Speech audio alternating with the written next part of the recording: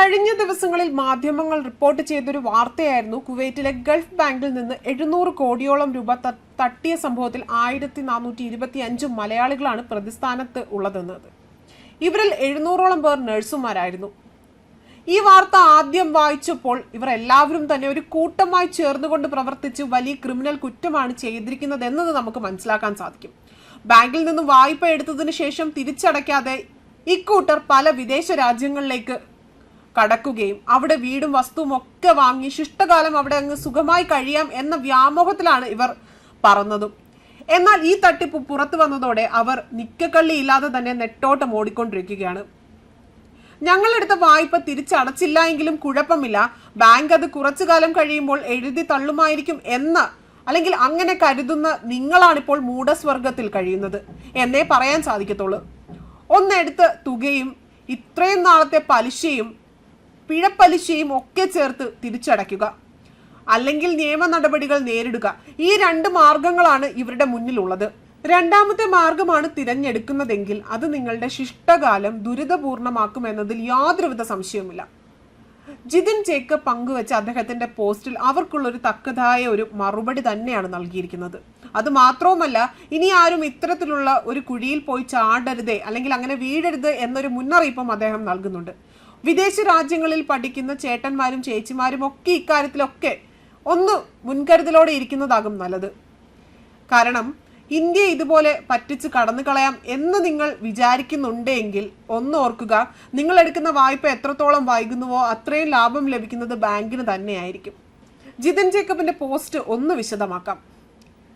700 കോടി ലോൺ എടുത്ത് കുവൈറ്റ് ബാങ്കിനെ പറ്റിച്ച ശേഷം മറ്റ് രാജ്യങ്ങളിലേക്ക് മുങ്ങി 1425 മലയാളികൾക്കെതിരെ അന്വേഷണം നടക്കുന്നു എന്ന വാർത്ത കണ്ടു.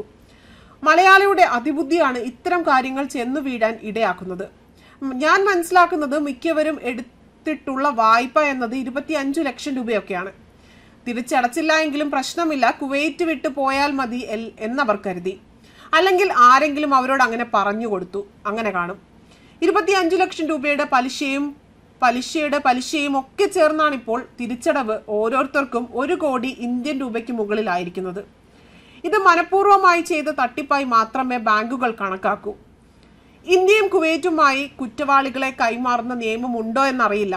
അങ്ങനെയെങ്കിൽ കുവൈറ്റിൽ നിന്ന് വായ്പ എടുത്ത് മുങ്ങിയ ശേഷം ഇന്ത്യയിൽ എത്തിയവരെ ഇന്ത്യ കുവൈറ്റിന് കൈമാറും. അല്ല എങ്കിൽ ഇന്ത്യയിലെ നിയമപ്രകാരം കേസ് നേരിടേണ്ടി വന്നേക്കാം. കുവൈറ്റിൽ നിന്ന് യൂറോപ്പിലേക്കും അമേരിക്ക, കാനഡ, ഓസ്ട്രേലിയ തുടങ്ങിയ രാജ്യങ്ങളിലേക്ക് മുങ്ങിയവരും ബാങ്കിൽ നിയമപരമായി പിടികൂടാൻ കഴിയും. Financial crime and anti corruption centre പോലുള്ള അന്താരാഷ്ട്ര ഏജൻസികൾക്ക് ലോൺ എടുത്ത് മുങ്ങിയവരുടെ ഡീറ്റെയിൽസ് കൈമാറിയാൽ ലോകത്ത് എവിടെ പോയി ഒളിച്ചാലും പിടികൂടാൻ സാധിക്കും. സാമ്പത്തിക തട്ടിപ്പിൽ പ്രതിയാണ് എന്ന് അറിഞ്ഞാൽ നിങ്ങളുടെ ജോലി ഉൾപ്പെടെ എല്ലാം പോകുമെന്ന് മാത്രമല്ല, ലോൺ എടുത്ത പണം കൊണ്ട് നിങ്ങൾക്ക് സമ്പാദിച്ചതൊക്കെയും കണ്ടുകെട്ടുകയും ചെയ്യും. വിദേശത്തിരുന്ന് ലോൺ നൽകിയ ബാങ്കിനെതിരെ കേസ് നടത്തി തൽക്കാലം പിടിച്ചു നിൽക്കാം. വിജയ് മല്യയെ പോലെയുള്ള ആസ്തിയുള്ളവർ അല്ലാത്തത് കൊണ്ട് അതും സാധ്യമല്ല.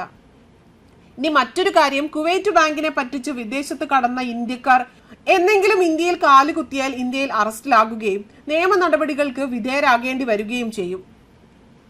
ചെയ്യാൻ പറ്റുന്ന ഒരേ ഒരു മാർഗം ബാങ്കുമായി ബന്ധപ്പെട്ട 1 ടൈം സെറ്റിൽമെന്റ് പോലെ എന്തെങ്കിലും ചെയ്ത് ലോൺ അടച്ചു തീർക്കുക എന്നതാണ്. വൈകും തോറും പലിശ കൂടിക്കൊണ്ടേയിരിക്കും എന്ന് മാത്രമല്ല, നിയമ നടപടികൾ ഉണ്ടായാൽ അത് നിങ്ങളുടെ കരിയറിനെയും സമാധാന ജീവിതത്തെയും എല്ലാം ബാധിക്കും. ഇന്ത്യയിൽ നിന്ന് ബാങ്ക് ലോൺ എടുത്ത് വിദേശത്ത് പഠിക്കാൻ പോയ പല ചേട്ടന്മാരും ചേച്ചിമാരും മനഃപൂർവ്വം ലോണ് തിരിച്ചടയ്ക്കാതെ ഇരിക്കുന്നുണ്ടെങ്കിൽ അവരുടെ വിചാരം വിദേശത്ത് PR കിട്ടിയാൽ പിന്നെ ഇന്ത്യയിലെ ബാങ്കുകൾക്ക് ഒന്നും ചെയ്യാൻ പറ്റില്ല എന്നാണ്. അവരെയും കാത്തിരിക്കുന്നത് മുട്ടൻ പണിയാണ്. ആരെങ്കിലും പറയുന്നത് കേട്ട് ലോൺ തിരിച്ചടയ്ക്കാതിരിക്കരുത്. അത് വലിയ രീതിയിൽ ദോഷം ചെയ്യും. ലോൺ എടുത്താൽ അത് തിരിച്ചടയ്ക്കണം. അതിന് കഴിയാത്തവർ അത് എടുക്കരുത്. കോവിഡ് വന്നു, ബിസിനസ് നഷ്ടമായി എന്നൊക്കെ പറഞ്ഞാൽ മനസ്സിലാക്കാം. പക്ഷെ അപ്പോഴും ചെയ്യേണ്ടത് ബാങ്കുമായി ധാരണയിലെത്തി തിരിച്ചടവിന് സാവകാശം നേടുക എന്നതാണ്. പക്ഷേ ഈ കേസിൽ അങ്ങനെയല്ല സംഭവിച്ചത്. കുവൈറ്റ് ബാങ്കിനെ ലോൺ എടുത്ത് പറ്റിച്ച മുങ്ങിയവരിൽ പലരും ആ പണം കൊണ്ട് യൂറോപ്പിലും മറ്റും വീടുകളും മറ്റും വാങ്ങിയിട്ടുള്ളത്. അതായത് ഗൂഢാലോചന നടത്തി ക്രിമിനൽ കുറ്റമാണ് ഇവർ ചെയ്തിട്ടുള്ളത്. ഈ കേസിൽ മനഃപൂർവ്വമായി തട്ടിപ്പായതുകൊണ്ട് തന്നെ ബാങ്ക് പലിശ കുറച്ച് കൊടുക്കുമെന്ന് തോന്നുന്നില്ല. പഴയ കാലമല്ല, എവിടെ പോയാലും പൊക്കും.